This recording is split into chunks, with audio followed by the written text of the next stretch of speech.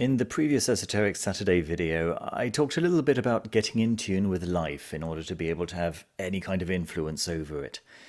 The message of today's video is actually identical. I wanted to just approach it from a slightly different angle, the angle of magic. I managed to watch a little bit of TV with my family over the holidays, and it was obviously a pleasure to rewatch the old Star Wars movies with my son. There's this iconic scene in Episode 5, The Empire Strikes Back, in which Luke is training with Yoda, his master, and after successfully using the Force to lift a stone, he fails to do the same for his ship that's slowly sinking into the swamp.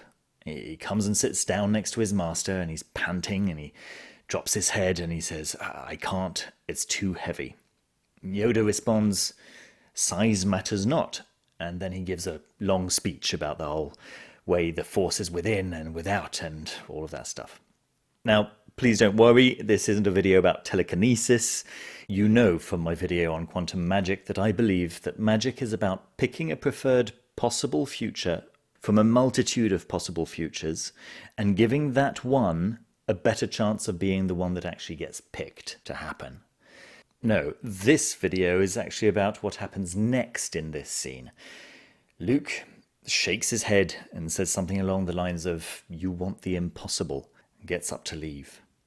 Yoda, always the show-off, gives a little wiggle of his hand and he assumes this look of deep concentration, and naturally the ship rises out of the murky water, covered in algae and mud. Luke watches this happen in absolute amazement and he stutters, "I don't believe it," setting up Yoda's almost unexpected response, "That is why you fail." Every low magic manual that I've read, at least the modern ones, recommend starting with small goals before moving on to big ones. But how small is small? If you're doing, say, money magic, how little is little enough? In fact, for someone who's got no experience of magic working, the unconscious mental block on any amount manifesting will be the same whether you're working towards manifesting a single cent or a billion gold doubloons.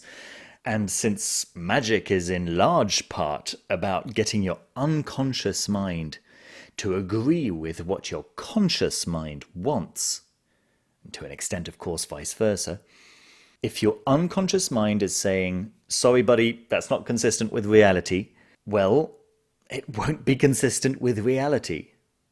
So how can you persuade your unconscious mind to accept that manifesting a $10 bill is a perfectly reasonable thing to expect? Well, as I said, I had some time to watch TV this holiday, and one of the things that I watched has a nice illustration for what I'm talking about here. And it was in the second season of HBO's televised adaptation of His Dark Materials.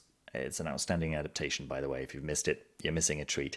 Anyway, there's this wonderful scene in which one of the characters, who's an explorer, who travels by hot air balloon, arrives by chance at the house of a shaman. Now, the shaman tells the explorer that he was expecting him because he had summoned him. And the explorer responds that that's nonsense. He came out of his own accord. The shaman says that it doesn't matter as long as he's here, something along those lines. Now, an episode or two later, the two protagonists are up in the air, in the explorer's hot air balloon, and the dubious explorer is poking fun at the shaman. And the conversation goes something along the lines of, "I thought shaman could fly." And the shaman responds, "I can fly." The explorer asks, "Well, why do you need me then?" And the shaman responds, "I needed to fly. I summoned you, and here we are, flying." So then the two protagonists realize that they're being pursued by some enemy blimps. They start shooting at them, and the shaman then summons a storm which devastates the pursuant's aircrafts. This is really the first intimation that the shaman in fact has any kind of impressive powers at all. And they're very impressive indeed. This whole setup is actually what got me thinking about the topic for this week's video. If you live your life as if you're the one making it happen, you do a small incantation when you prepare your food to make it taste nice. You ask Ophiel, the Olympian spirit of Mercury, to watch over your email so that it reaches its intended recipient safely. You utter a sealing enchantment when you lock your front door on your way out, or you invoke the element of fire when you strike a match, and so on. So actively willing and doing something concrete, no matter how small or internal, to bring about every aspect of your life that most people would attribute to, well, it's just the way it is anyway. It would be that way whether you willed it or not.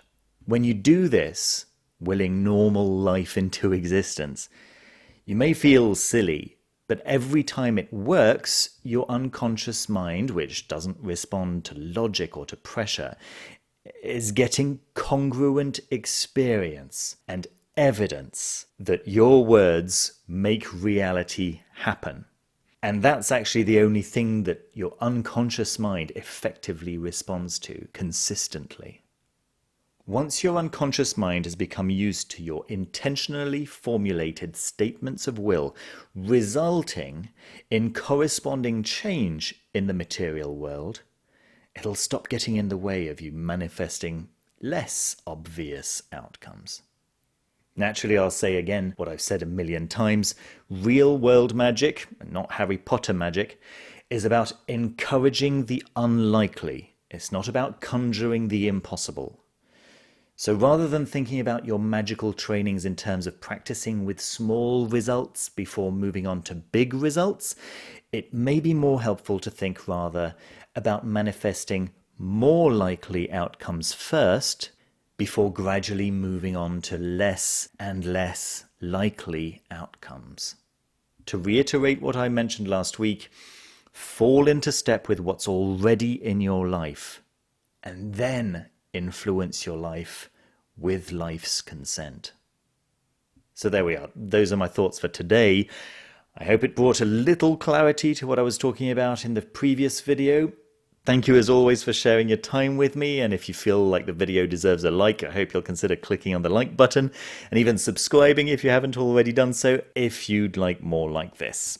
Now, these Esoteric Saturday videos now happen every 2 weeks, and members get to see them a week in advance with no advertisements during that week. Members also get to join the Discord chat server where we discuss all kinds of esoteric topics. Speaking of members, I'd like to extend my thanks to all of you who support this channel, and in particular I'd like to thank the level 3 members, the Magister Venerabilis members being Amanda Mayer, Ferion Levoy, Tia Beauvais, Ricardo Colomé, Nia the Arianach, Justin Lloyd, Raoul Nair, King Rainbow, Eleonora F., Jorge Salas, Luis Adolfo Mancilla Marquina, Oscorlith Intin, Ian Smith, Osvaldo Gonzalez Nunez, Fernando Martin del Campo, Robert Mahoney, Alvin A., Jason, Frater VPF, Aristarchus, Byron Marmol, W.A., D. Lane, A Million Ways to Wipe,